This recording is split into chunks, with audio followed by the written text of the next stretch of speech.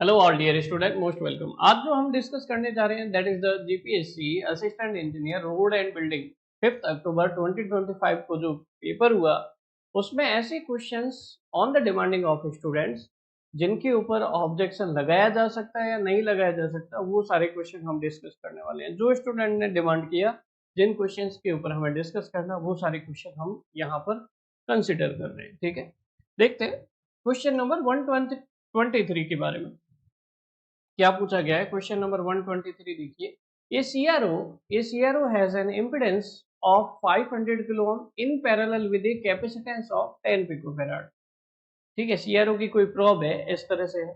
The probe is used to measure the voltage between P and Q as shown in the figure. The measured voltage will B.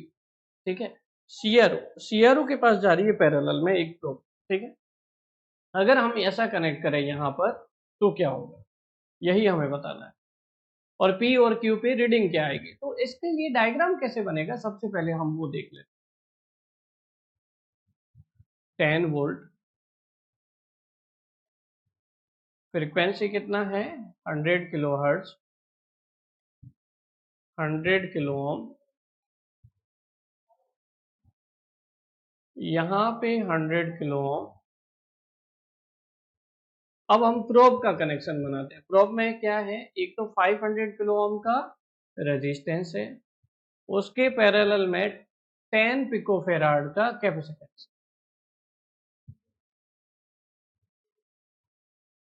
और यहाँ पे P और Q terminal के across हमें voltage पता करना है, तो पैरेलल में यहाँ पे VPQ पता है। ठीक है, कैसे पता किया जाए, ऐसे इसको इस तरीके से पता किया जा सकता है। मान लीजिए ये इम्पिडेंस Z1 है और ये इम्पिडेंस हमारे पास क्या हो गया, Z2 हो जाता है। ये पूरा इम्पिडेंस हमारे पास Z2। तो डायग्राम कैसे बनेगा, डायग्राम इस तरह से बनेगा। 10 volt, 100 kilo hertz, 100 kilo ohm और Z2। ठीक है, और VPQ क्या होगा हमारे पास, VPQ होगा 10 volt into Z2 upon Z1 plus Z2, voltage division rule के अकॉर्डिंग। अगर हम Z2 फाइंड आउट कर दें यानी हाउ कहीं से, तो हम जो है इस VPQ की वैल्यू फाइंड आउट कर सकते हैं। Z2 कैसे पता करें, अभी हम इस पॉइंट पे आते हैं। Z2 पता करने के लिए ये R1 है, ये R2 है और ये ZC है। पहले ZC तो पता कर ले, ZC equal to 1 upon j omega C। ये पता करोगे तो आपके पास आ जाएगा 1 अपॉन जे 2 पाई एफ। 10 किलो हर्ट्ज है, 10⁻³ एफ, और सी कितना है 10 पिकोफेराड, 10⁻⁻²। ठीक है, ये आ जाएगा। इसको सॉल्व करोगे तो 10�6 अपॉन J2 पाई, ये आ जाएगा -J159 किलो, अप्रोक्सीमेटली इतना ही आएगा। ठीक है, अभी हमारे पास टोटल इम्पीडेंस कैसे पता किया जाए, तो 1 अपॉन Z2 इक्वल टू क्या होगा, 1 upon R1 plus 1 upon R2 plus 1 upon ZC। ऐसा करेंगे 1 upon 100 kilo ohm plus 1 upon 500 kilo ohm plus 1 upon -J159 kilo ohm. तो इसको सॉल्व करोगे तो आपके पास 70 Z2 इक्वल टू जो आएगा आपके पास 73.81 या 74 समथिंग कुछ आएगा, और एंगल आएगा -27.265, ये आ जाएगा किलो। ये Z2 आ गया। अब हम इस Z2 की वैल्यू मैग्नीट्यूड केवल यहीं रखेंगे, 74 अपॉन 100 प्लस 74। इसको सॉल्व करोगे तो 4.27 ऐसा कुछ आएगा, 4.37 वोल्ट आएगा। इसको सॉल्व करोगे अप्रोक्सीमेट इतना आएगा। ऐसा तो कोई ऑप्शन हमारे पास अवेलेबल है ही नहीं, ऐसा कोई ऑप्शन अवेलेबल नहीं है हमारे पास।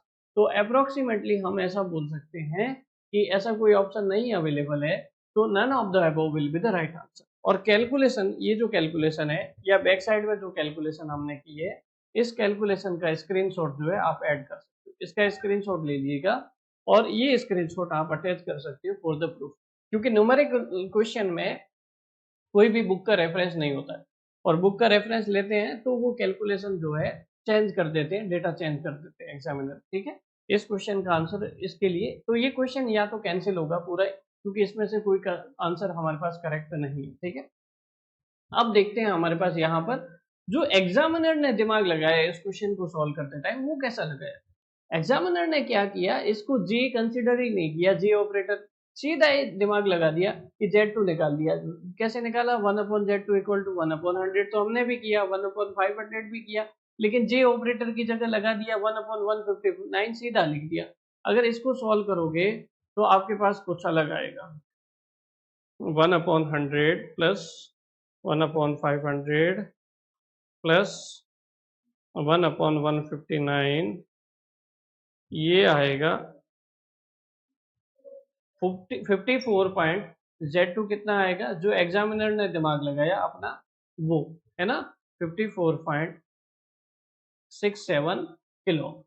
अब यहाँ पर VPQ निकालें तो वोल्टेज डिवीजन रूल के according 10 into Z2 upon Z1 plus Z2, इसको सॉल्व करोगे तो 3.53 वोल्ट आएगा। अगर जीपीएससी 3.53 वोल्ट भी देता ना तो भी हम मान लेते, लेकिन जीपीएससी ने जो आंसर दिया है 3.47 दिया है, दैट इज आल्सो नॉट, ठीक है।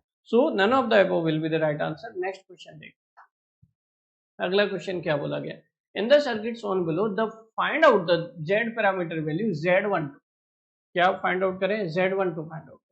Z पैरामीटर कैसे पता करते हैं? एक तो हमारे पास डायरेक्ट मेथड है, अगर T नेटवर्क गिवन है तो हम डायरेक्ट मेथड लगा सकते हैं। If T network is given, if T network is given, क्या होगा हमारे पास? ये है Z1, ये है Z2 और ये है Z3। ऐसा T नेटवर्क हो तो हम डायरेक्ट वैल्यू पता कर सकते हैं। कैसे करते हैं? डायरेक्ट जो वैल्यू आती है Z पैरामीटर की, वो आती है, Z पैरामीटर वैसे होगा क्या? Z11, Z12, Z21, Z22। Z11 और Z22 क्या है? इनपुट लूप के इम्पिडेंसेस का समेशन। Z11 क्या रहता है? Z11 रहता है Z1 plus Z2। Input side पे क्या इम्पिडेंस है? Z1 और Z2। आउटपुट साइड पे इम्पिडेंस क्या है? Z2 और Z3। इन सब का समेशन। और Z12 या Z21 क्या है? इन दोनों के बीच, तो इन दोनों के बीच में क्या है? Z2, ये Z2 है। हमें क्वेश्चन में क्या दिया है पता करना है? Z12। Z12 जो है केवल Z2 होगा, Z12 equal to Z2 equal to हो जाएगा 5 ओम। लेकिन जो जीपीएससी ने आंसर दिया है बी दिया है, तो ये इसके ऊपर आप ऑब्जेक्शन लगा सकते हो। डायरेक्ट मेथड हो गया। इनडायरेक्ट मेथड क्या मतलब? Detailed method. डिटेल्ड मेथड क्या होता है? डिटेल्ड मेथड आप जो है जेड पैरामीटर की इक्वेशन से पता कर सकते हैं। कैसे पता कर सकते हैं? जेड पैरामीटर की इक्वेशन से। जेड पैरामीटर की इक्वेशन क्या होती है? v equal to Z11 I1 plus Z12 I2।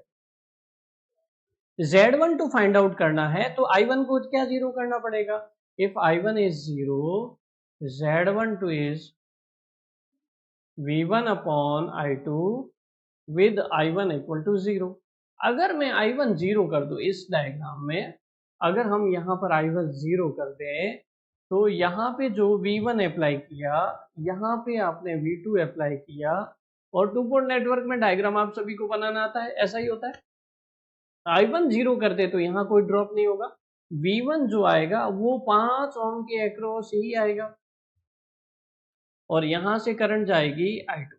तो अगर मैं यहाँ से इक्वेशन लिखूं V1 इक्वल टू 5I2, और हमें रेशियो किसका पता करना है? V1 और I2 का, तो 5 ही आएगा। इस तरीके से भी पता कर सकते हो। नेक्स्ट क्वेश्चन देखो, नेक्स्ट क्वेश्चन देखो जरा प्लीज।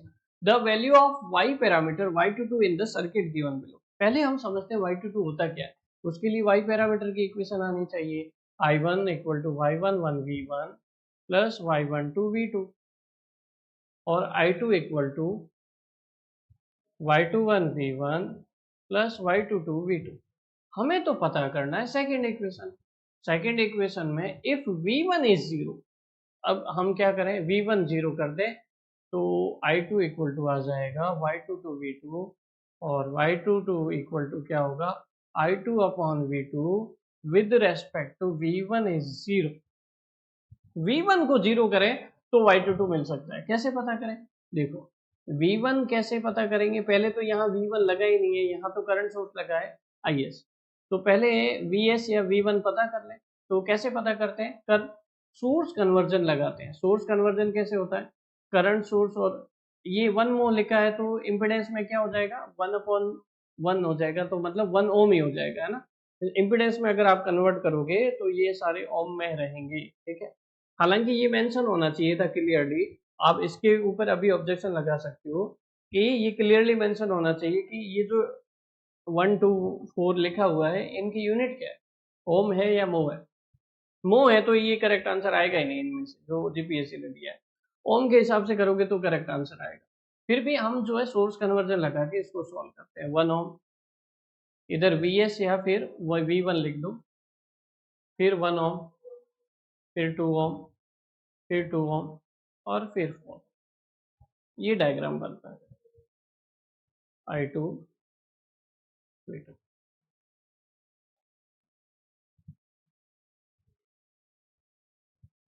2 ओम, 1 ओम, ठीक है। अब देखो जरा प्लीज, अगर हम जो है V1 को जीरो करें, मतलब V1 को जीरो करना मतलब शॉर्ट सर्किट करना। शॉर्ट सर्किट करना तो ये दो रेजिस्टेंस जुड़ जाएंगे सीरीज में, 2 ओम हो जाएगा, 2 और 2 पैरेलल, हाफ हो जाएगा इसका 1 ओम, 1 और 2 सीरीज में हो जाएंगे 3 ओम। अब बचेगा 3 ओम और 4 ओम, और इधर हमारे पास टर्मिनल में करंट I2 और वोल्टेज V, ठीक है। अल्टीमेटली हमारे पास यहाँ जो इम्पीडेंस आएगा वो क्या होगा? 3 इंटू 4 अपॉन 3 प्लस 4, 12/7। ये 12/7 ओम आया, ऐसा ऑप्शन है हमारे पास ये, लेकिन हमें ओम नहीं पता करना, हमें उल्टा पता करना है इसका। 7/12 हो जाएगा, 7/12 मो, 7/12 मो, ठीक है। तो करेक्ट आंसर क्या होगा? D will be the right answer, ऐसा जीपीएससी ने दिया है, ठीक है। नेक्स्ट क्वेश्चन देखो जरा please, question number 126। Question number 126 देखें, what is the steady state value? Steady state value means final value of function ft if it is known that fs is this where a greater than 0। Final value theorem कब applicable होती है, पहले ये check करना होगा। Final value theorem is applicable when root of S F S lies in left half of S plane,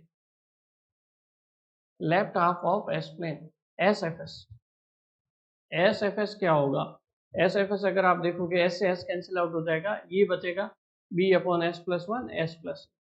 इसके root देखोगे तो एक तो माइनस ए आ जाएगा, एक -1 आ जाएगा, ए ग्रेटर देन 0 है तो मतलब हमारे पास 0 से बड़ी वैल्यू इधर ही मिलेगी, ठीक है। नेगेटिव होगी S equal to minus A, S equal to -1, full left half में आ गए, इसका मतलब फाइनल वैल्यू थ्योरम एप्लीकेबल हो सकती है। तो फाइनल वैल्यू कैसे पता करते हैं?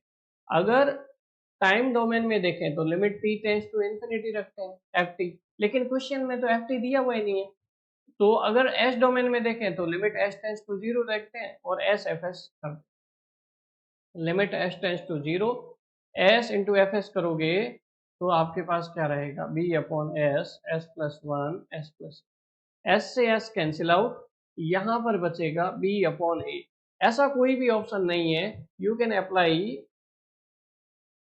Apply objection for this question, क्योंकि जो जीपीएससी ने आंसर दिया ए, और यहाँ पर जो है ऑब्जेक्शन अप्लाई कर सकते हो। None of the above will be the right answer. ये स्क्रीनशॉट भी ले सकते हो आप, जो है अच्छे से ये जो स्क्रीनशॉट दिया हुआ है ये भी ले सकते हो और ये अप्लाई कर सकते हो, ठीक है। अगला क्वेश्चन देखो, which of the following method is used for the determining the efficiency of traction motor? Traction motor कौन सी होती है? डीसी सीरीज मोटर, है ना। DC series motor, why?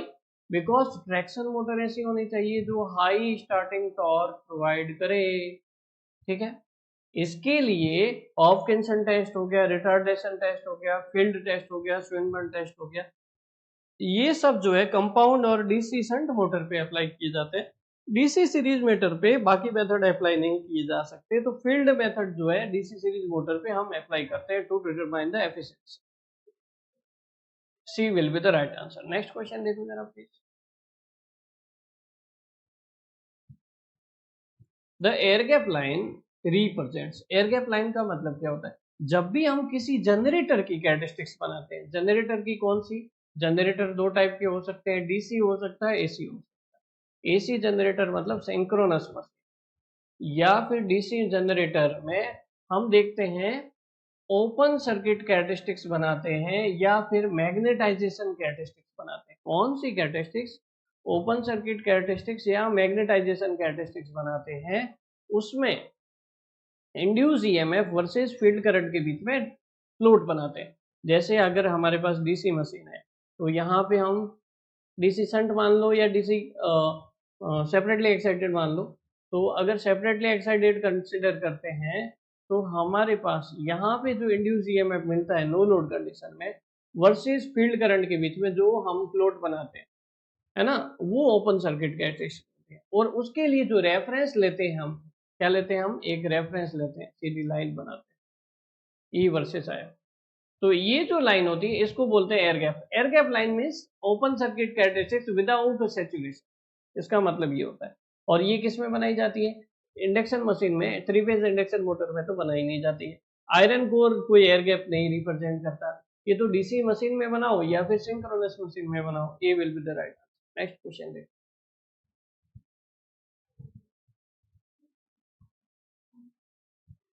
इस क्वेश्चन को देखो, a synchronous machine has field winding on stator and armature winding on rotor at steady state, which of following is not true for its air gap field। देखते हैं actually होता क्या है, दो case exist करते हैं हमारे पास। एक तो केस हमारे पास फर्स्ट एग्जिस्ट जो करता है वो ये करता है, स्टेटर पे आपके पास आर्मेचर वाइंडिंग हो और रोटर पे फील्ड वाइंडिंग हो। जनरली यही होता है 99% केसेस में यही हो, ठीक है। लेकिन क्वेश्चन ने इस बार थोड़ा उल्टा दिया, 99% केसेस में यही होता है। जब ऐसा होता है तो स्टेटर में जो हमारे पास रोटेटिंग मैग्नेटिक फील्ड प्रोड्यूस होता है, ये स्टेटर स्टेशनरी है,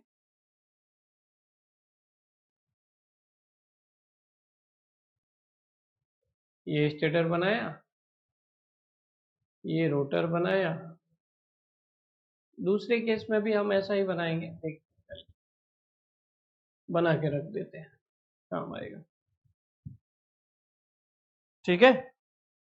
अब देखो यहाँ पे हमारे पास ये स्टेटर है, ये रोटर। तो इन जनरल हम जब थ्री फेज इंडक्शन मोटर पढ़ते हैं तो ऐसा ही करते हैं। स्टेटर को जब थ्री फेज बैलेंस सप्लाई दी जाती है तो रोटेटिंग मैग्नेटिक फील्ड प्रोड्यूस होता है जो सिंक्रोनस स्पीड पे रोटेट करता है।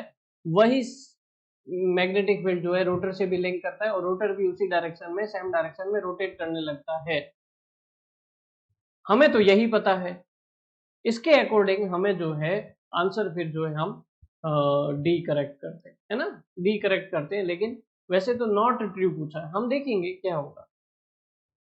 लेकिन अगर उल्टा कर दिया जाए, केस सेकंड में हम देखें, केस सेकंड में क्या होता है, स्टेटर पे फील्ड वाइंडिंग आ जाए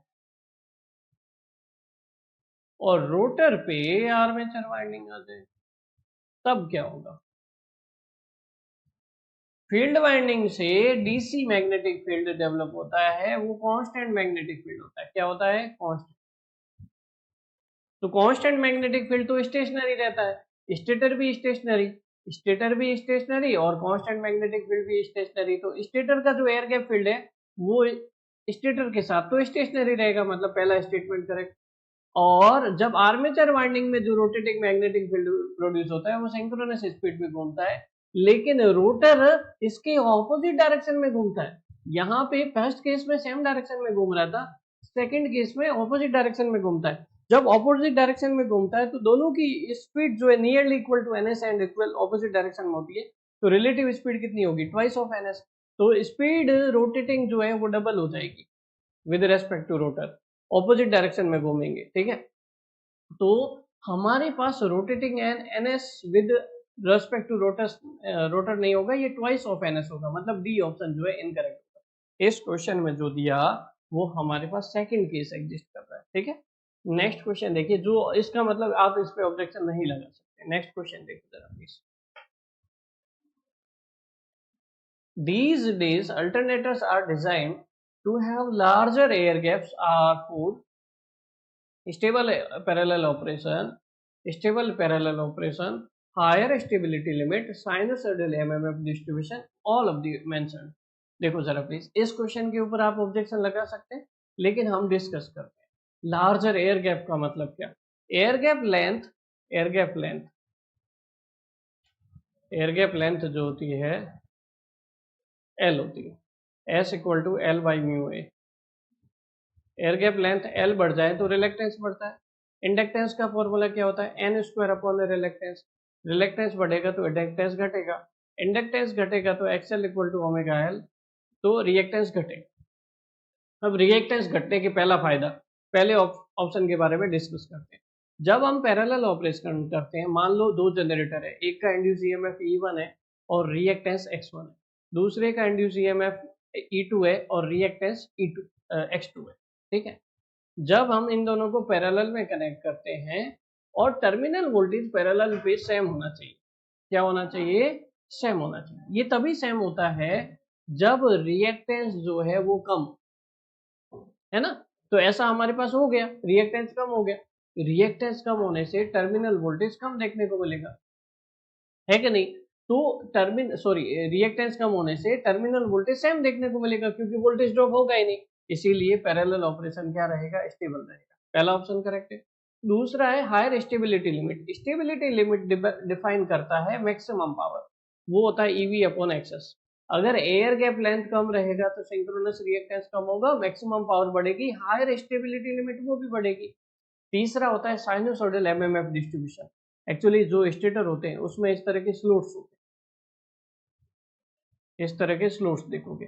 तो अगर आप जो है इन स्लोट्स के बीच में एयर गैप लेंथ बढ़ा दोगे, क्या बढ़ा दोगे, air gap length. Design of जब मशीन पढ़ते हैं उसमें ये हम डिस्कस करते हैं। एयर गैप लेंथ बढ़ा देते हैं तो स्लोट हार्मोनिक्स जो है वो घट जाते हैं। स्लोट हार्मोनिक्स क्यों घट जाते हैं, एक्चुअली साइनोसॉइडल एमएमएफ डिस्ट्रीब्यूशन का मतलब क्या है कि कोई भी हार्मोनिक्स नहीं प्रोड्यूस हो, इसका मतलब यही है। अब हार्मोनिक्स तो हमारे पास बहुत सारे कारण से रहेंगे, फ्लक्स की वजह से, फ्लक्स डेंसिटी वेव की वजह से। तो फ्लक्स डेंसिटी वेव अगर साइनसोइडल आ जाए तो फिर हमारे पास हार्मोनिक्स नहीं आएंगे। तो उसमें स्लोड हार्मोनिक्स का बहुत इंपॉर्टेंट रोल होता है। स्लोड हार्मोनिक्स में एयर गैप लेंथ जो है बहुत बहुत ज्यादा वेरिएशन रहेगा ना, एयर गैप लेंथ ज्यादा रखेंगे तो एयर गैप लेंथ जो का वेरिएशन जो है वो कम हो जाएगा। एयर गैप लेंथ का वेरिएशन कम हो जाएगा तो एमएमएफ जो है वो हमारे पास जो है साइनोसॉइडल डिस्ट्रीब्यूशन आ जाएगा। इसका मतलब समझो, एयर गैप लेंथ का वेरिएशन कम आने का मतलब समझ रहे। ये टीथ है, टीथ में 10 mm की डिस्टेंस है और यहाँ पे 12 mm की डिस्टेंस है। अगर आपने इस डिस्टेंस को और बढ़ा के कितना कर दिया, 20 mm कर दिया, यहाँ 22 mm, तो 20 mm और 22 mm अप्रोक्सीमेटली इक्वल है। कोई एयर गैप लेंथ का स्लोट और टीथ में एयर गैप लेंथ का वेरिएशन आया क्या, नहीं आया। स्लोट और टीथ की वजह से हार्मोनिक जनरेट होते हैं, है ना। ये प्रॉब्लम खत्म हो जाएगी। तो तीसरा ऑप्शन भी हमारे पास करेक्ट हो, all of the mentioned will be the right answer. Next question, अगला क्वेश्चन देख रहे हैं। A 100 kV 400 volt 3 phase star connected alternator, friction and windage loss 340 volt, open circuit core loss 480 volt, field resistance 180 ohm, armature resistance 0.02 ohm, voltage applied to field winding is 220 volt, short circuit load loss at half full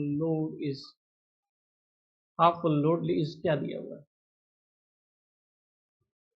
देखते हैं, है ना। कैसे पता कर रहे हैं,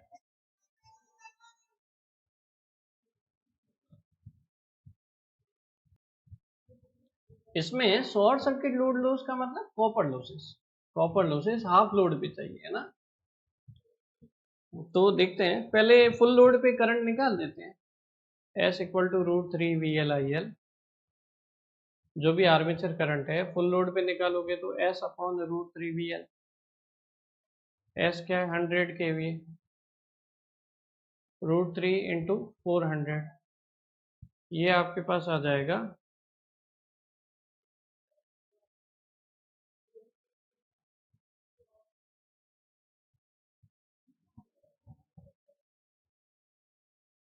144.33 ampere. ठीक है, अब हमारे पास थ्री फेज है ना, ये कैसा है, थ्री फेज। तो थ्री फेज में लॉसेस कैसे पता करते हैं, armature copper losses 3 Ia² RA, लेकिन Ia जो है हाफ लोड की, तो फुल लोड की तो है नहीं। तो आपको सभी को पता है जितना लेवल ऑफ लोड घटेगा उतना लेवल ऑफ करंट घटता है, डायरेक्टली प्रोपोर्शनल रिलेशन। तो करंट फुल लोड की क्या हो जाएगी, हाफ हो जाएगी।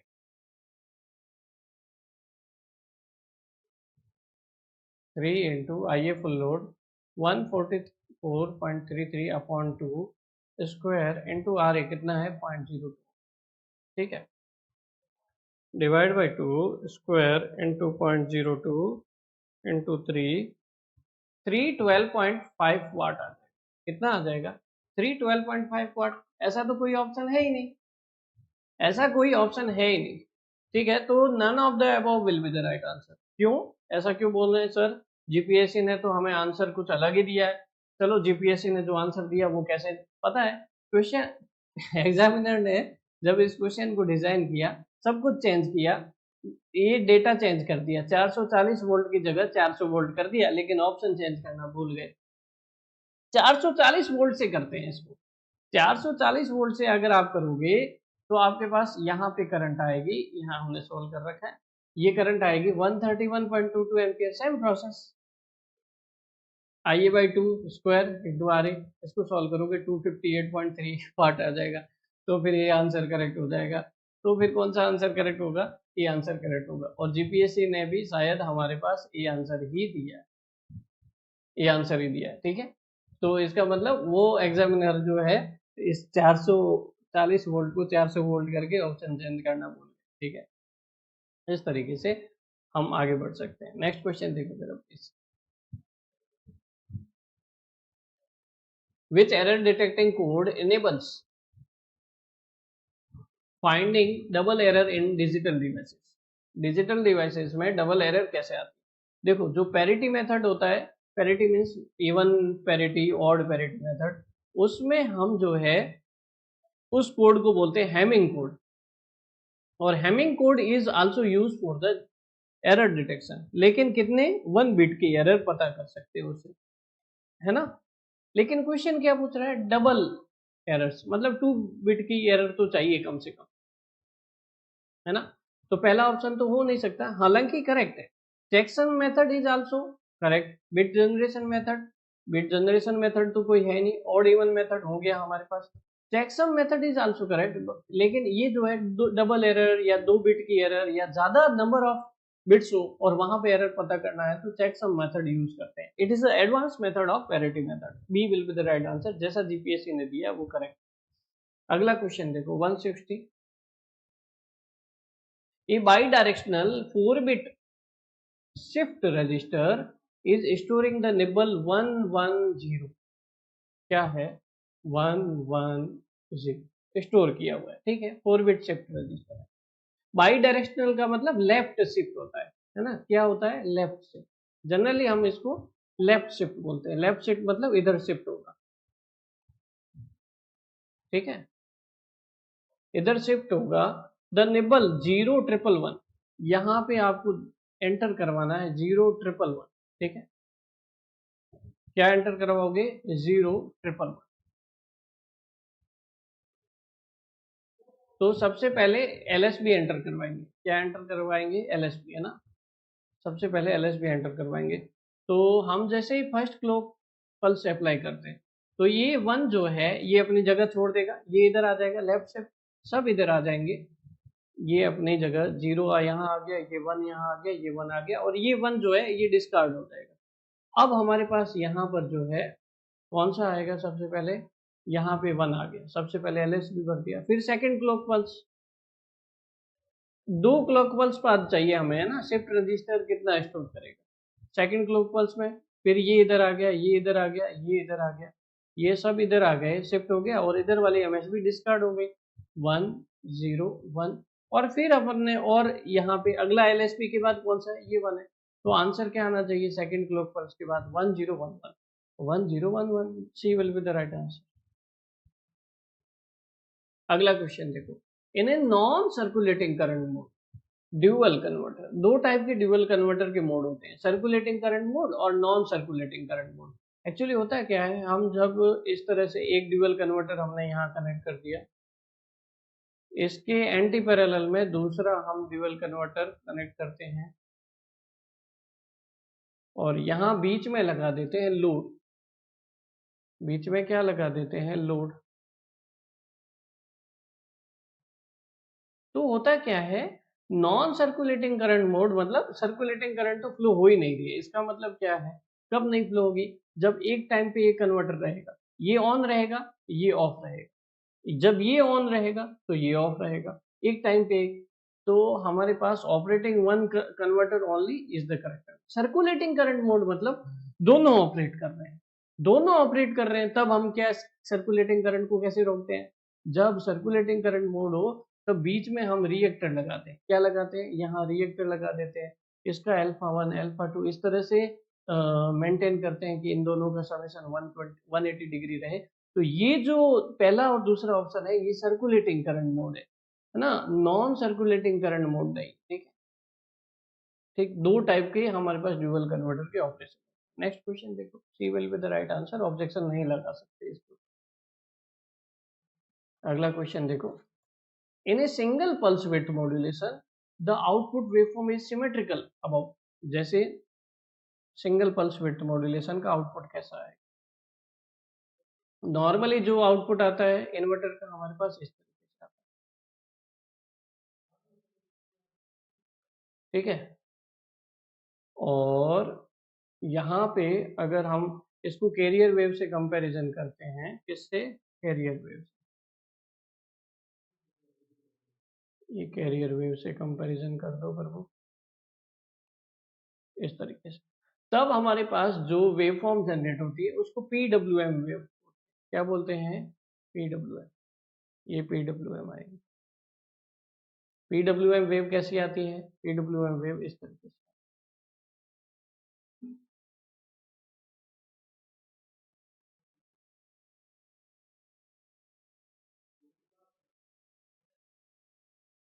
सिंगल पल्स विड्थ मॉड्यूलेशन इस तरीके से। अब यहाँ पे जो अगर हम एंगल शो करें तो कैसा शो करें, पाई 2 पाई, बीच में क्या होगा पाई बाई 2, और यहाँ पे बीच में क्या होगा 3 पाई बाई 4।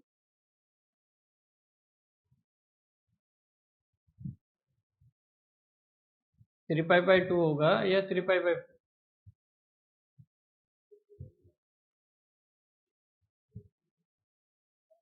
3 पाई बाई 2 होगा 270 डिग्री। तो हमें क्वेश्चन क्या पूछा गया है, इधर पाई बाई 2 है, इधर 3 पाई बाई 2 है, तो जो वेव आई है वो सिमेट्रिक है। 3 pi by 2 negative half cycle में सिमेट्रिक है 3 पाई बाई 2 के अराउंड, और पॉजिटिव हाफ साइकिल में सिमेट्रिक है पाई बाई 2 के अराउंड।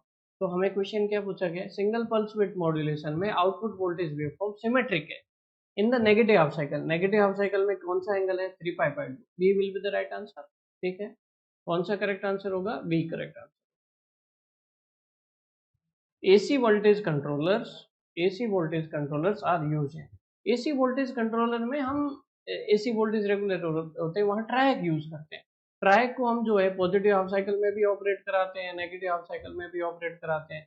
इन दोनों का कॉमन गेट टर्मिनल होता है इस तरीके से, ये कॉमन गेट टर्मिनल होता है, मेन टर्मिनल 1, मेन टर्मिनल 2। तो दोनों केसेस में ये ऑपरेट करता है जनरेशन में, और ये यहाँ पे ऑपरेशन नहीं होता है, इसका हीटिंग में होता है, रेगुलेटिंग में होता है, स्पीड कंट्रोल में होता है, ट्रैक्शन जो सॉरी इंडक्शन मोटर है उसके रेगुलेशन में होता है। ये क्वेश्चन जो है हमारे पास घुमा फिरा के पिछली बार भी पूछा गया था, लेकिन इसको जो application of AC voltage regulator का क्वेश्चन फेमस है, B will be the right answer. Next question देखो, ये अच्छा क्वेश्चन है। एक single phase full bridge diode rectifier, इसका मतलब समझो।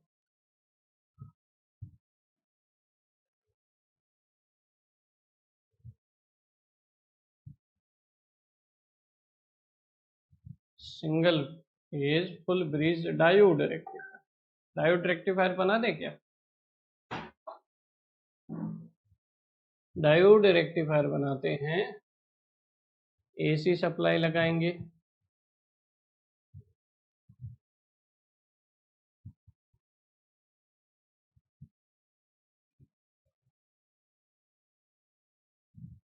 एसी सप्लाई लगा दी, यहाँ पर plus minus D1 D2 D3 D4 और लोड करंट कैसा है 10 ampere constant. Constant load current कब आता है पता है, जब हाईली इंडक्टिव लोड हो, L बहुत हाई हो, तब हमारे पास जो है कांस्टेंट डीसी करंट आता है। कांस्टेंट आउटपुट करंट डीसी आएगा, ये ठीक है, लेकिन कांस्टेंट आया इस तरह से IL इक्वल टू 10 एम्पियर आया, ठीक है। अब हमें क्वेश्चन में क्या पूछा गया है, average and RMS value of the source current. यहां से सोर्स से जो करंट जा रही है ना एसी के केस में, भाई एक बात बताओ, पॉजिटिव हाफ साइकिल होगा तो करंट किसकी वजह से जाएगी, डायोड D1 D2 की वजह से, डायोड D1 D2 की वजह से। पॉजिटिव हाफ साइकिल होगा तो यही 10 एम्पियर करंट किसकी वजह से जाएगी, diode D1। Negative half cycle होगा तो करंट कैसे जाएगी, पोलैरिटी चेंज होगी और करंट इसी तरह से यहां से जाएगी, IS की डायरेक्शन चेंज हो जाएगी, IS की डायरेक्शन चेंज हो जाएगी, लोड में तो उसी डायरेक्शन में जाएगी, IS की डायरेक्शन चेंज हो जाएगी, इस तरीके से, ठीक है। ये हमारे पास -10 एम्पियर हो जाएगा। अब बताओ इसकी एवरेज करंट क्या होगी, एवरेज करंट इसका कितना होगा, एवरेज करंट अगर फुल साइकिल का देखोगे, फुल साइकिल का देखोगे तो हमारे पास तो 0 एम्पियर होगा, कंप्लीट साइकिल का एवरेज 0। लेकिन चलो ठीक है, हाफ साइकिल का भी एवरेज ले लो। एवरेज कैसे लेते हैं, एवरेज हम लेते हैं, अगर हाफ साइकिल का भी एवरेज लेते हो तो 1/2 10 इंटू 1/2, ये हमारे पास इस तरीके से रहेगा, 5 एम्पियर आएगा एवरेज हमारे पास, ठीक है। 5 एम्पियर आएगा एवरेज Im/2, जो पीक वैल्यू है Im/2 रहेगा। लेकिन एक बात बताओ, तो लेकिन एक बात बताएंगे, हमारे आरएमएस वैल्यू क्या होती है, रूट मीन स्क्वायर, है ना। हमें तो सोर्स करंट पता करनी, लोड नहीं पता करनी। रूट मीन स्क्वायर, स्क्वायर करते हैं, इसका स्क्वायर करेंगे तो पॉजिटिव नेगेटिव एक तरफ आ जाएगा, पॉजिटिव नेगेटिव एक तरफ आ जाएगा, फिर रूट ले लो तो 10 एम्पियर आएगा। आरएमएस वैल्यू तो कितना आएगा सोर्स का, 10 एम्पियर, लेकिन एवरेज करंट कितना आएगा, 0 आएगा। तो ऐसा कोई ऑप्शन है क्या, 0 या 10 एम्पियर, नन ऑफ दी। यहाँ पे जो क्वेश्चन डिजाइन किया गया, average and RMS value of load current होता तो 10 एम्पियर करेक्ट आता, जीपीएससी ने जो आंसर दिया है। अदरवाइज यहाँ पे जो है सोर्स करंट है, सोर्स में तो डायरेक्शन चेंज होती है, पॉजिटिव हाफ साइकिल में अलग रहता है, नेगेटिव हाफ साइकिल में अलग रहता है, तो ये हो ही नहीं सकता हमारे पास, ठीक है। और अगर हाफ साइकिल का भी कंसिडर करें तो हमारे पास क्या, अगर हाफ साइकिल का कंसिडर करते हैं तो peak value divide by 2, peak value कितनी है, अगर हाफ साइकिल का कंसिडर कर रहे हो पीक वैल्यू तो 10 है, 10/2 दैट इज द 5 एम्पियर। तो फिर ऑप्शन क्या होना चाहिए, अगर हाफ साइकिल का भी कंसिडर करते हो, है ना, तो average and RMS 5 ampere and 10 ampere, ऐसा ऑप्शन होना चाहिए। तो फिर ये ऑप्शन होना चाहिए, है ना, आंसर ए होना चाहिए, if half cycle is consider. If full cycle is consider then 0 ampere and 10 ampere कोई भी करेक्ट नहीं हो। क्लियर है, नेक्स्ट क्वेश्चन देखिए। A signal e की power minus at sin omega t is the input to the linear time invariant system, LTI system है।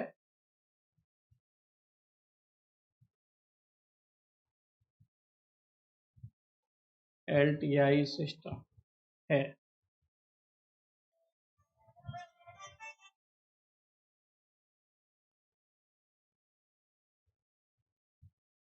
e की power minus at sin omega t, ठीक है, और जिसके गेन k और phi हमारे पास कांस्टेंट है, आउटपुट जो आया k e की power bt sin vt plus phi आया, ये है।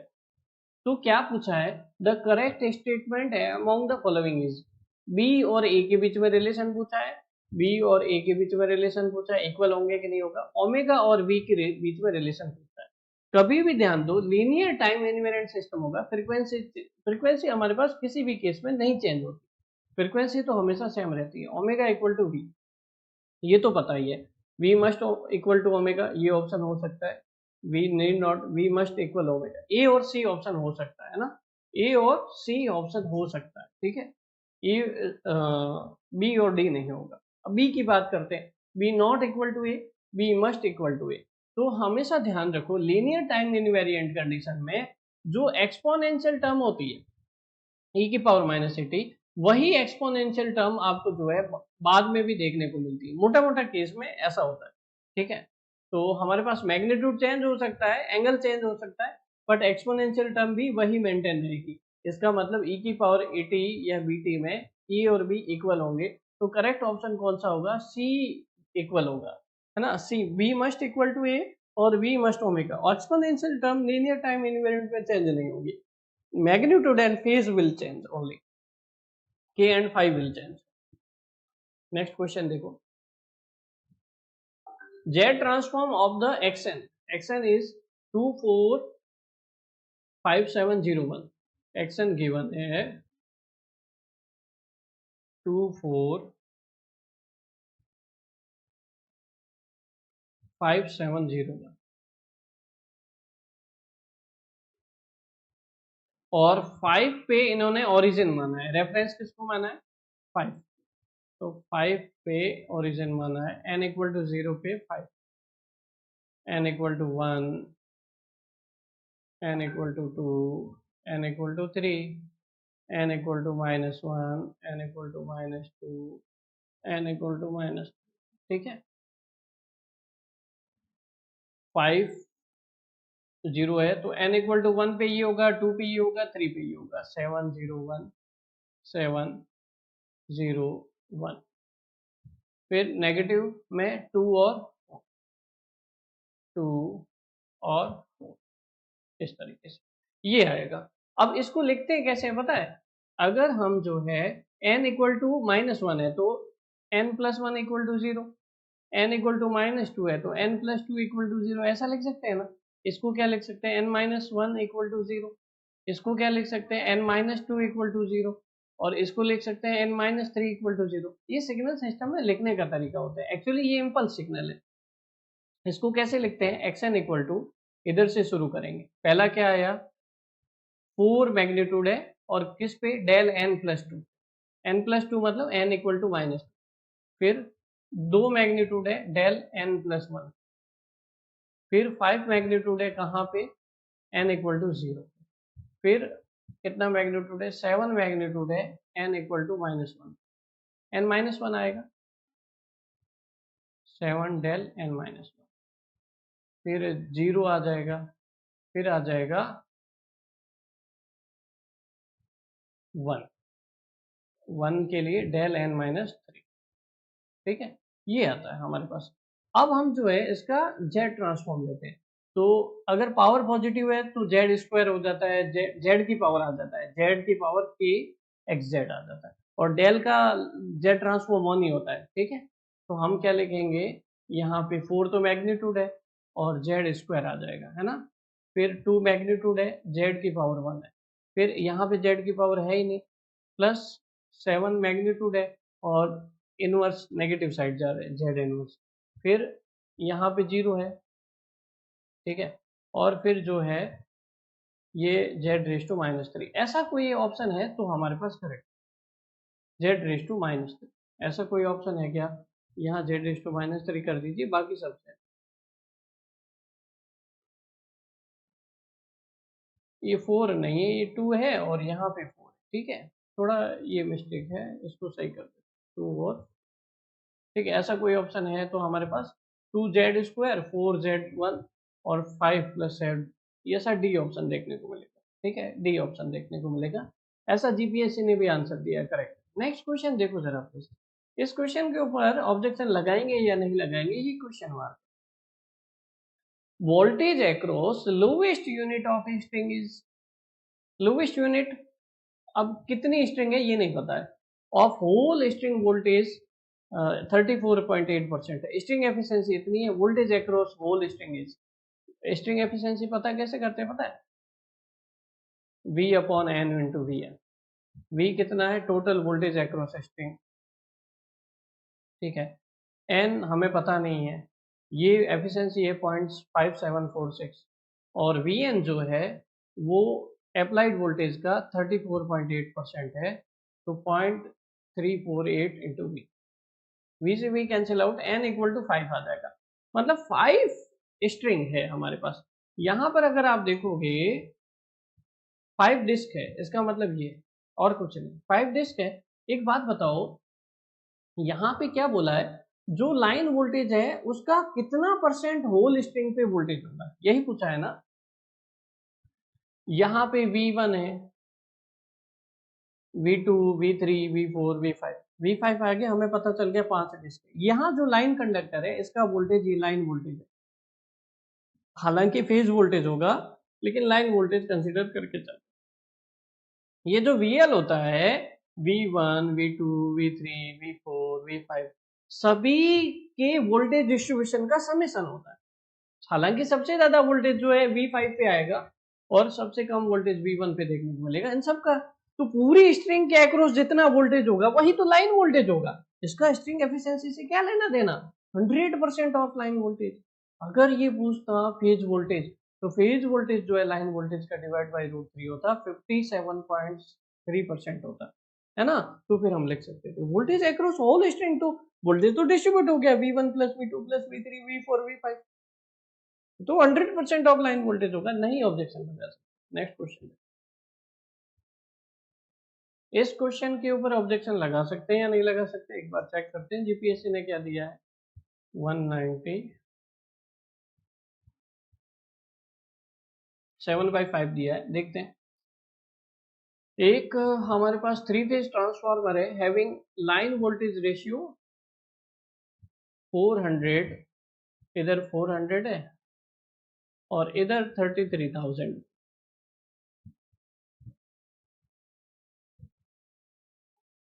ठीक है, स्टार डेल्टा, इधर स्टार है इधर डेल्टा।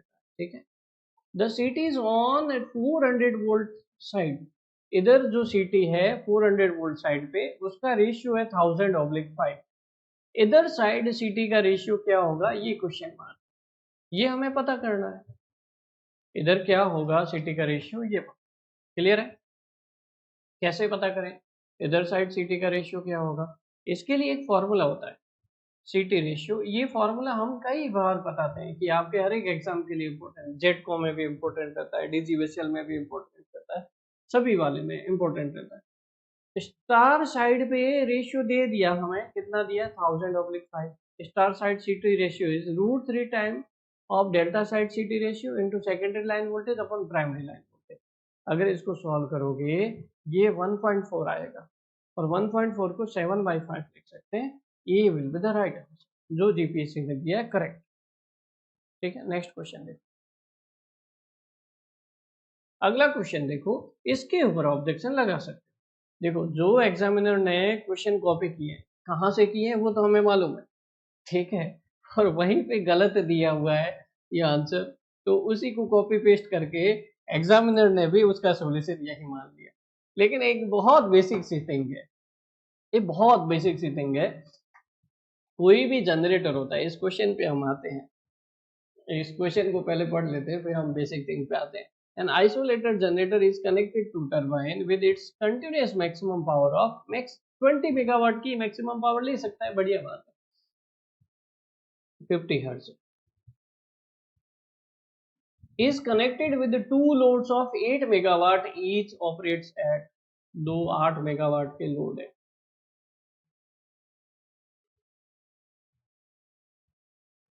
ये बस बार है 8 मेगावाट के दो लोड।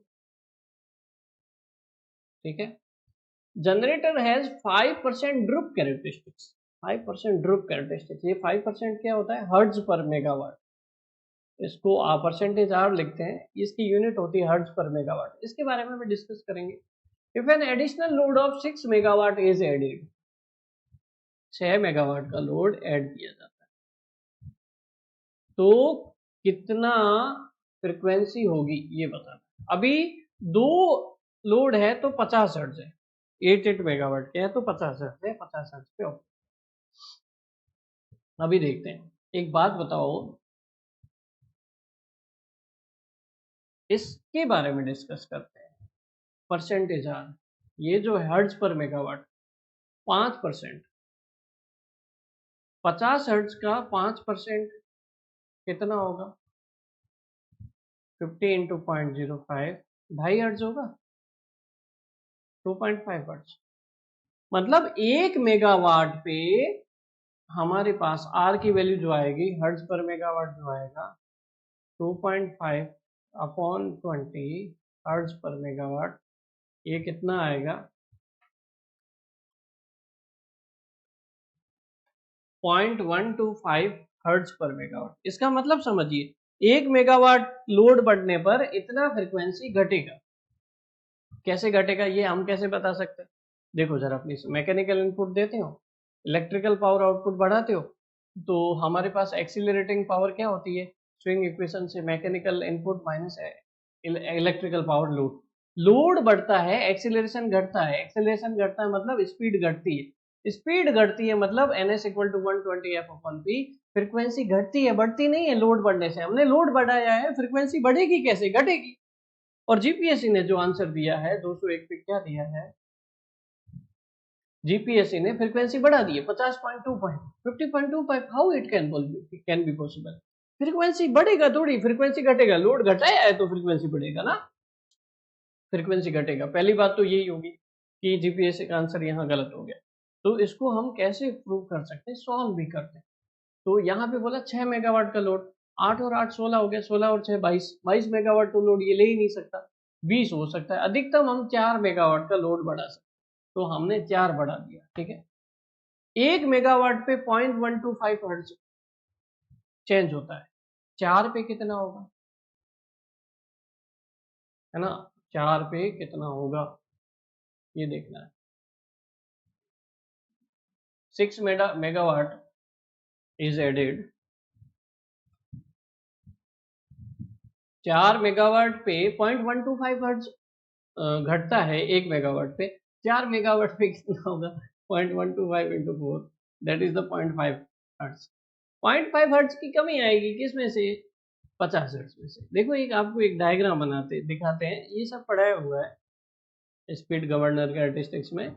ये 50 हर्ट्ज है, ये देखो, ये हमारे पास 16 मेगावाट का लोड था ना, ये डायग्राम वही का है जहां से इन्होंने इस क्वेश्चन को कॉपी किया। जब इन्होंने इस क्वेश्चन को कॉपी किया ना, तो इन्होंने इसको रेफरेंस माना, 50 हर्ट्ज से ज्यादा हो गई, ऐसा नहीं होता है, इसको रेफरेंस मानना पड़ेगा। कैरेक्टरिस्टिक्स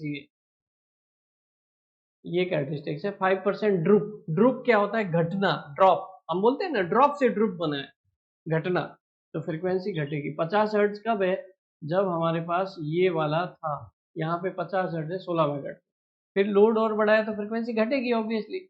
अगर 20 मेगावाट कर दिया तो फ्रीक्वेंसी ऑब्वियसली घटेगी। ये 49.5 हर्ट्ज है, सीधी सी बात, क्लियर है? नेक्स्ट क्वेश्चन देखो। इसके लिए ऑब्जेक्शन के लिए क्यों पूछा मेरे को समझ में नहीं आया।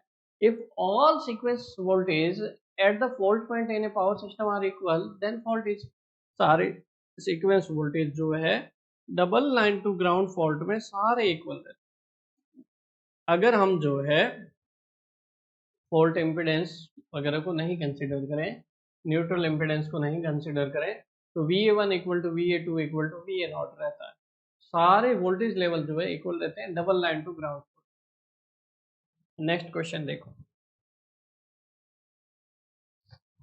अगला question, a practical system must be close system, close loop system होना चाहिए। क्यों? This is due to the fact that close loop system are least affected by parameter bandwidth linear and more speed of response variation stable and larger and higher. ठीक है, इसका मतलब क्या है? Practical system close loop system होने चाहिए। Open loop system में क्या होता है, अगर पैरामीटर में 10% चेंज आया तो आउटपुट में भी भले ही टेम्परेचर वगैरह बढ़ा, मान लो एक कोई बॉक्स है उसमें हीटिंग हो गई, हीटिंग टेम्परेचर की वजह से रेजिस्टेंस वगैरह चेंज हो गए, तो आउटपुट 10%, पैरामीटर में 10% चेंज आ गया तो आउटपुट में भी 10% चेंज आता है। लेकिन क्लोज लूप सिस्टम में क्या होता है, it is less sensitive with respect to parameter variation, input variation के साथ ज्यादा सेंसिटिव होता है। तो क्लोज लूप सिस्टम होना ही ऐसा चाहिए कि जिसपे हीटिंग वगैरह का इफेक्ट नहीं पड़े। ये कोई मेजरमेंट नहीं है, कंट्रोल सिस्टम में तो पैरामीटर वेरिएशन का इफेक्ट नहीं होना चाहिए। तो close loop system less sensitive होता है, और सेंसिटिव कम होना ही बेहतर रहता है हमारे कंट्रोल सिस्टम के लिए। ज्यादा सेंसिटिविटी कहाँ चाहिए होती है? मेजरमेंट में। ठीक है, कंट्रोल सिस्टम में लेस सेंसिटिव होना चाहिए, तो हमें स्पीड ऑफ रेस्पॉन्स वगैरह ये सब जो है बेहतर मिलता है। बैंडविड्थ, क्लोज लूप सिस्टम में गेन घट जाता है तो बैंडविड्थ बढ़ जाती है। सिंस गेन बैंडविड्थ प्रोडक्ट जो है वो कांस्टेंट रहता है, आप सभी को पता है, ठीक है, तो यहाँ पे बैंडविड्थ बढ़ जाती है। तो हमारे पास हम ऐसा बोल सकते हैं ये स्टेटमेंट ए और बी दोनों ट्रू है और आर जो है करेक्ट एक्सप्लेनेशन है। पहले अगला क्वेश्चन देखिए कंट्रोल सिस्टम से related. The unit step response of A second order system is this. Consider the following statement. The underdamped natural frequency is this, damping ratio is this, impulse response is this. ये कैसे पता करें? पहले impulse response निकालते हैं। impulse response क्या होता है? impulse response होता है डेरिवेटिव ऑफ, ऐसे क्वेश्चन आपके जीपीएससी में पिछली बार आए थे, वहां पे डायरेक्टली पूछा था कि क्या होता है। अब यहाँ पे करके दिखाना है। e की पावर माइनस 5t e की पावर माइनस, इसका डेरिवेटिव लोगे, फर्स्ट टर्म का तो 0 हो गया, सेकंड टर्म का क्या है 5e की पावर माइनस 5t, और थर्ड टर्म में 2 बार t आ रहा है तो uv वाली कंडीशन से हम करते हैं। पहले वाले का करोगे तो 5e की पावर माइनस 5t, दूसरे वाले का करोगे तो 25 t e की पावर माइनस 5। इसको ओपन करोगे तो ये तो कैंसिल आउट हो जाएगा, पीछे बचेगा 25 t e की पावर माइनस 5। इम्पल्स रेस्पॉन्स यही आया, सी करेक्ट आंसर है, थर्ड तो है ही हमारे पास। अब हम देखते हैं नेचुरल फ्रीक्वेंसी डैम्पिंग रेशियो। ये कैसे पता करते हैं? जो ट्रांसफर फंक्शन होता है वो इम्पल्स रेस्पॉन्स का ही ट्रांस लाप्लास होता है। तो इसको लिखोगे 25 e की पावर माइनस 5t का क्या होगा s प्लस 5, t मल्टीप्लाई में तो स्क्वायर आ जाएगा, इसको एक्सपांड करोगे तो क्या आएगा 25 upon S square plus 10s plus 25। ये जो कैरेक्टरिस्टिक इक्वेशन आई है इसको कंपैरिजन करते हैं, s square plus 2 del n omega n s plus omega n square, omega n square equal to 25, तो ओमेगा एन कितना रहेगा 5, 2 डेल ओमेगा एन इज 10, इसीलिए डेल कितना आएगा 1 आएगा। तो तीनों ऑप्शन करेक्ट रहेंगे प्रभु, तीनों ऑप्शन करेक्ट रहेंगे, डी 1 2 3। और इन्होंने क्या करेक्ट आंसर दिया है?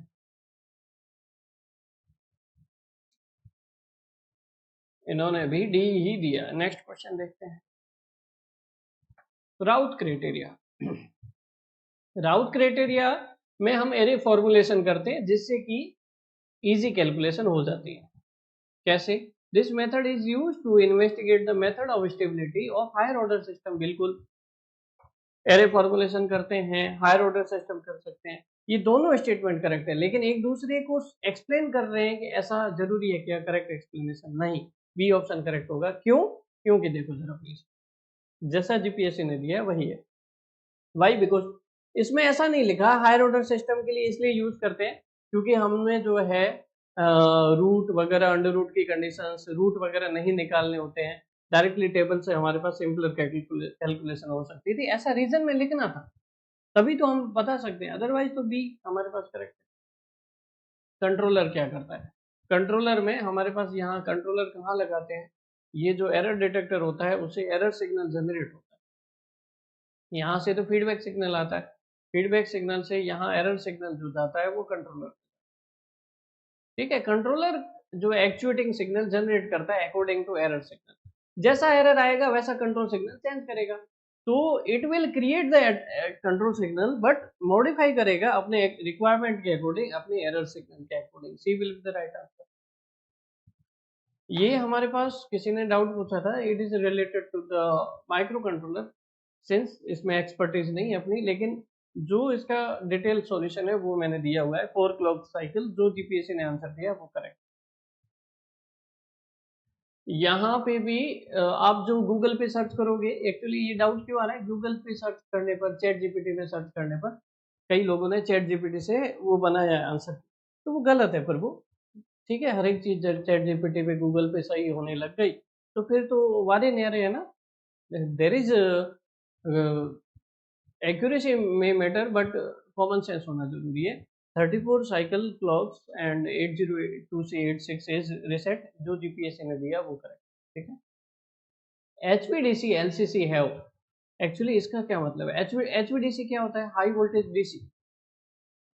हाई वोल्टेज डीसी हम जनरेशन एसी पे करते हैं, और एसी को चेंज करते हैं हम डीसी, कन्वर्टर लगाते हैं, फिर डीसी में ट्रांसमिट करते हैं, फिर हम डीसी को एसी में चेंज कर देते हैं वापस, ऐसे करते हैं। तो यहाँ जो कन्वर्टर लगे होते हैं वो दो टाइप के हो सकते हैं, लाइन कम्यूटेटेड इन्वर्टर और voltage source converter. Line commutated converter का क्या मतलब है? लाइन कम्यूटेटेड कन्वर्टर में हम जो है ऑन हमारी इच्छा से करते हैं, लेकिन ऑफ हमारी इच्छा से नहीं कर सकते। वो होते हैं थायरिस्टर, थायरिस्टर या एससीआर। वो क्या होते हैं? थायरिस्टर या एससीआर। ऑन हमारी मर्जी से कर सकते हैं, ऑफ हमारी मर्जी से नहीं कर सकते। वोल्टेज सोर्स कन्वर्टर में क्या होते हैं? इलेक्ट्रॉनिक स्विच यूज किए जाते हैं, आईजीबीटी हो गया, पावर मोस्फेट हो गया, है ना, इनको यूज करते हैं। स्विच का मतलब इनको ऑन और ऑफ हमारी मर्जी से किया जा सकता है, ठीक है। तो वोल्टेज सोर्स कन्वर्टर में डिग्री ऑफ फ्रीडम अच्छा रहता है, ऑन भी हमारी मर्जी से, ऑफ भी हमारी मर्जी से। थायरिस्टर और लाइन कम्यूटेटेड कन्वर्टर में 1 डिग्री ऑफ फ्रीडम रहता है, मतलब ऑन हमारी मर्जी से कर सकते, ऑफ हमारी मर्जी से नहीं कर सकते। अगला क्वेश्चन देखो, लाइन कम्यूटेटेड कन्वर्टर में एफिशिएंट कौन सी डिवाइस यूज होते हैं? Mercury valve, diode, mechanical switch, ये नहीं यूज करते। हम थायरिस्टर यूज करते हैं लाइन कन्वर्टर में, और वोल्टेज सोर्स कन्वर्टर में हम यूज करते हैं डिवाइसेस। कौन कौन सी? इलेक्ट्रॉनिक स्विचेस यूज करते हैं, लाइक आईजीबीटी, पावर मोस्फेट, जो हमने अभी देखा। Which of the following test is used in the factory side for isolating the defective insulation? Defective insulation को आइसोलेट करने के लिए स्कैनिंग टेस्ट यूज किया जाता है। आप सभी को मालूम होना चाहिए कौन सा टेस्ट कहाँ किया जाता है, इसके बारे में हम डिस्कस करते हैं, ठीक है। स्कैनिंग टेस्ट आप रीड आउट कर सकते हो इन डिटेल, बाकी टेस्ट के बारे में हम देखते हैं। Weakness of the cable can be detected by the partial discharge test. Partial discharge test से अगर आप ये वीकनेस ऑफ केबल पता कर लेते हैं। Power frequency, AC to DC, impulse voltage वगैरह केस में हाई वोल्टेज टेस्टिंग करते हैं। और डाइलेक्ट्रिक पावर टेस्ट करना हो तो हाई वोल्टेज शेयरिंग ब्रिज का यूज करते हैं, ठीक है। नेक्स्ट क्वेश्चन देखो, ये थोड़ा सा कंट्रोवर्शियल क्वेश्चन है। एनर्जी स्टोरिंग कैपेसिटी, ये प्रीवियस ईयर में भी आया हुआ है और हमने इसको सॉल्व भी करवाया हुआ है क्लास में। मैग्नेटिक फील्ड, ये जो है बहुत ज्यादा हाई टाइम्स पे निकलती है, 10 की पावर 9 जो है ज्यादा कैपेसिटी, लगभग बहुत ज्यादा 10 की पावर आती है। मैग्नेटिक फील्ड में एनर्जी स्टोरिंग कैपेसिटी जो होता है ना, इलेक्ट्रिक फील्ड से बहुत ज्यादा होता है, ठीक है। हालांकि जीपीएससी ने पिछली बार 25,000 कंसीडर किया, इस बार भी हमारे पास जो है 25,000 ही कंसीडर करना चाहिए। पिछली बार कितना किया था एक बार चेक करेंगे, एक बार पिछली बार वाला चेक करिएगा जीपीएससी का, ये थोड़ा सा कंट्रोवर्शियल क्वेश्चन। नेक्स्ट क्वेश्चन देखो, when the momentum of a body is doubled, kinetic energy, ये 12th लेवल का फिजिक्स का क्वेश्चन है। काइनेटिक एनर्जी जनरली हमारे पास क्या होती है? Half m v square, m is the mass, v is the velocity. इसको P equal to m v लिखते हैं। तो हमारे पास P equal to m v लिखेंगे ना, तो इसको हम लिख सकते हैं,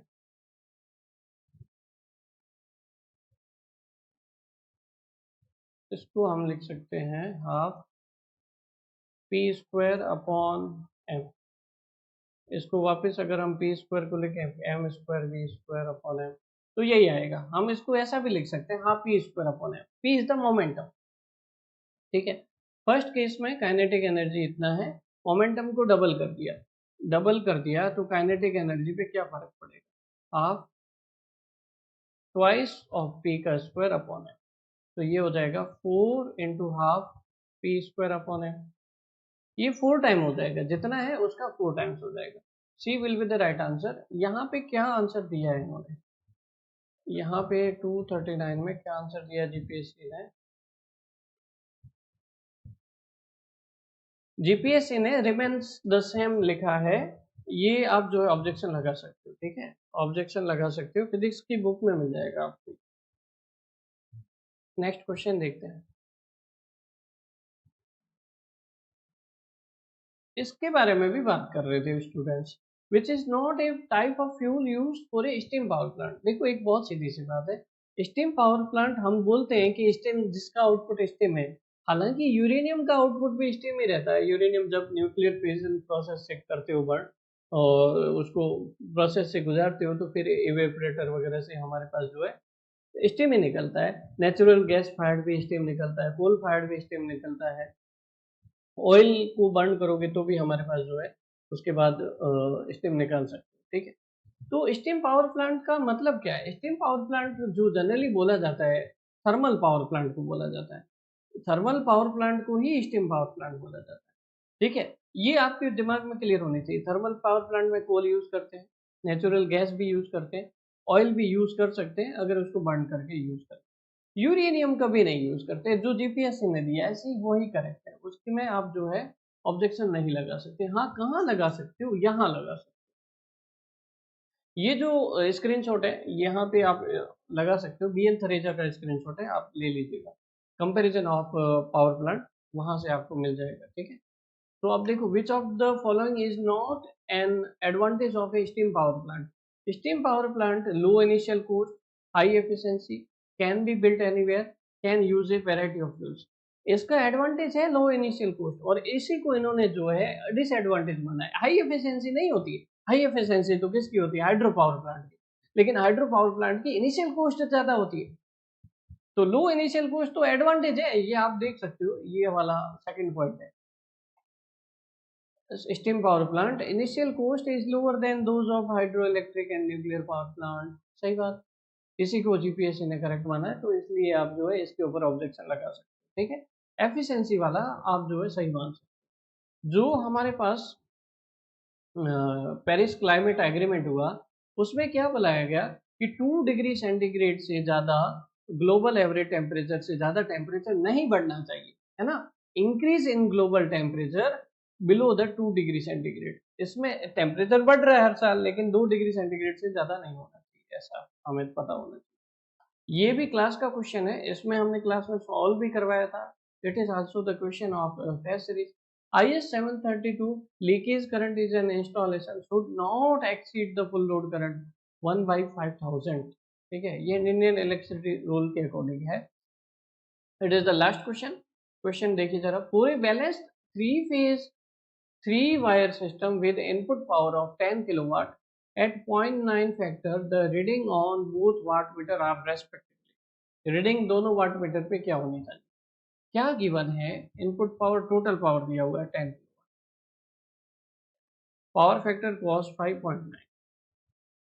तो एक तो फॉर्मूला आपके पास है tan phi equal to √3 W1 minus W2 upon W1 plus W2। W1 plus W2 तो टोटल पावर होता ही है 10 किलोवाट, इससे W1 माइनस W2 निकाल सकते हो। फिर आप जो है इनका सॉल्यूशन कर सकते हैं, एक बार ट्राई करते हैं, इस मेथड से ट्राई करते हैं। अदरवाइज दूसरा भी मेथड है हमारे पास, tan inverse cos inverse 0.9 tan of answer 0.48 upon √3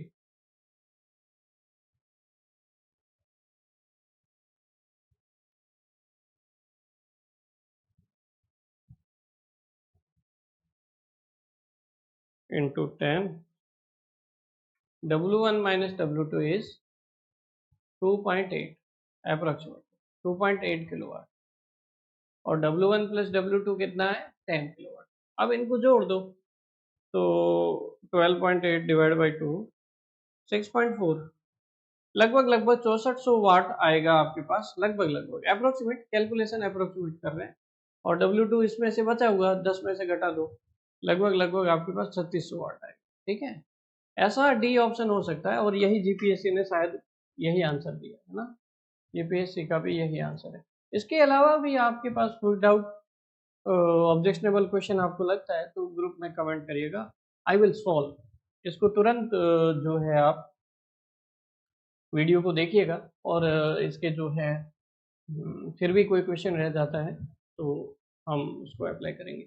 लेकिन एक बात ध्यान रखना, इसमें जहाँ जहाँ ऑब्जेक्शनल हमने लगाना था, उसमें से जो न्यूमेरिकल क्वेश्चन है उसका कोई प्रूफ नहीं होता, उसकी न्यूमेरिकल कैलकुलेशन आप जीपीएससी को भेज सकते हैं। Theoretical question I will help. तो थ्योरेटिकल क्वेश्चन नंबर कौन से हैं वो मुझे मेंशन कर देता, मैं बुक में ढूंढने की कोशिश करूँगा, क्योंकि एक क्वेश्चन को बुक में ढूंढने के लिए बहुत टाइम लगता है, बहुत टाइम लगता है, आधा घंटा 1 घंटा, it takes a lot of time. तो ये मेरी तरफ से एफर्ट था कि कुछ क्वेश्चन जो आपने वो ग्रुप में सजेस्ट किए थे कि इनको जो है वो डिस्कस करना चाहिए, उनको हमने डिस्कस किया। If any question left out you can ask that also. Till then thank you so much, फिर मिलेंगे।